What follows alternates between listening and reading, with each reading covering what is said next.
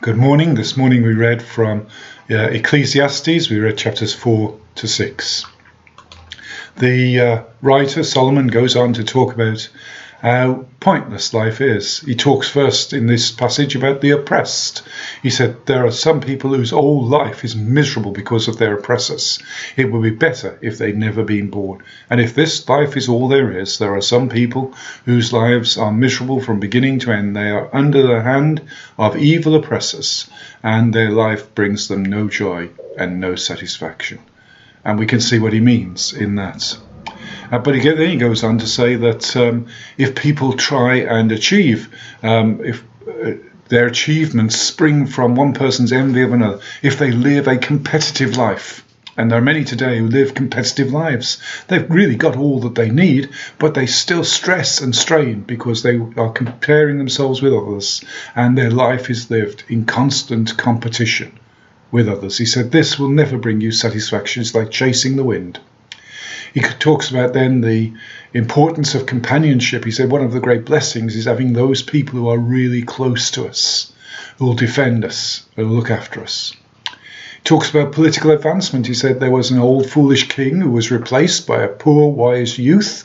First people loved the poor wise youth, but then as years went by, people who came along later were not pleased with the young wise youth. He was now an old man, and they looked to replace him.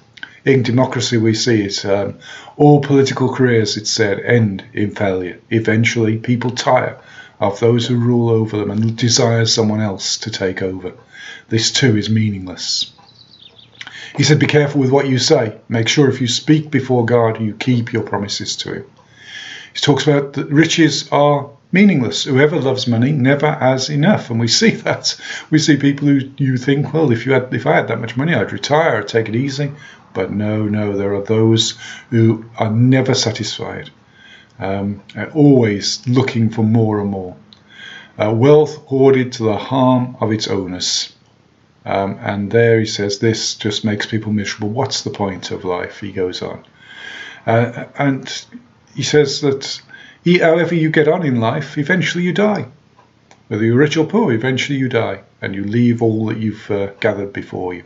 He said the best thing in life, this is the great gift of God, that whether you have wealth or possessions or not, the blessing from God is the ability to enjoy what you have, to accept your lot and be happy in your toil. This is the gift from God. They seldom reflect on the days of their life because God keeps them occupied with the gladness of heart. The best way to live, he recommends, is to be satisfied with that the Lord has given you and not be constantly chasing more and more and more. He says there are some people who've got everything. Chapter 6, some people have got everything, but never have enough. They never enjoy their prosperity. For who knows what is good for a person in life during the few and meaningless days they pass like a shadow? Who can tell them what will happen under the sun after they are gone?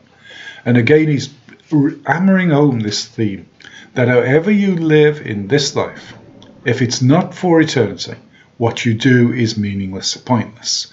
We should be living for eternity. God has set eternity in our hearts.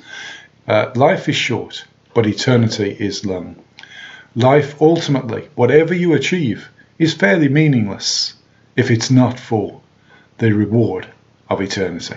He is hammering home here the point, a very modern point, a point to those who are atheists or those who simply never think about the bigger things. He's challenging people to think about what is the point and purpose of life. And he's drawing us inevitably to the conclusion that he set out in the beginning.